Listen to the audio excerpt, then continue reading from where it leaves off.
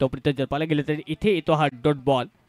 90 षटक सध्या पाहायला मिळत असताना या ओव्हरमध्ये एखादा हिट पाहिजे. या मॅचमध्ये पुन्हा एकदा कमबॅक करण्यासाठी एक चांगलं टार्गेट सेट करायचं बॅटिंग करणारी टीमला.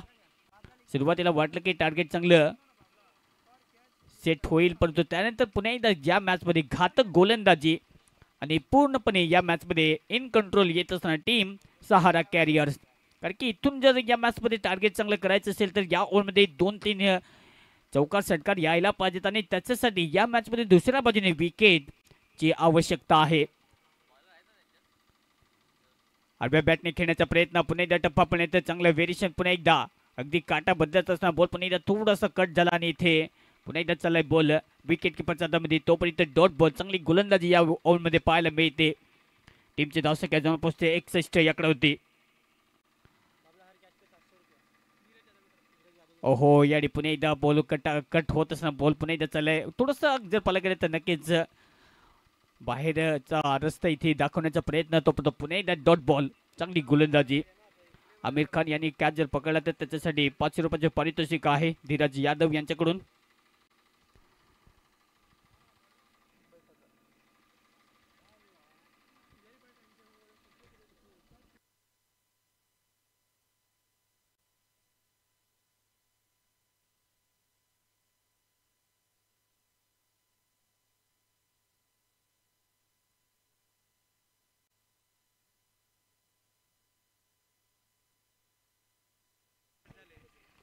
या ओव्हरमध्ये आतापर्यंत चांगली गोलंदाजी. ओहो, याडी पुन्हा एकदा थोडासा बॉल जर पाहायला गेलं तर चांगली गोलंदाजी पाहायला मिळते. हे षटक जर पाहायला गेलं तर मेडन ओव्हर. धावसंख्या मिळालेली नाहीये. चांगली गोलंदाजी या ओव्हरमध्ये. ओव्हर नंबर 9चा खेळ इथे समाप्त. टीमची धावसंख्या जाऊन पोहोचते 61. विकेट गमावले 6. एकही बॉल या बॅटला लागलेला नाहीये. चांगली गोलंदाजी उमेशच्या मार्फत.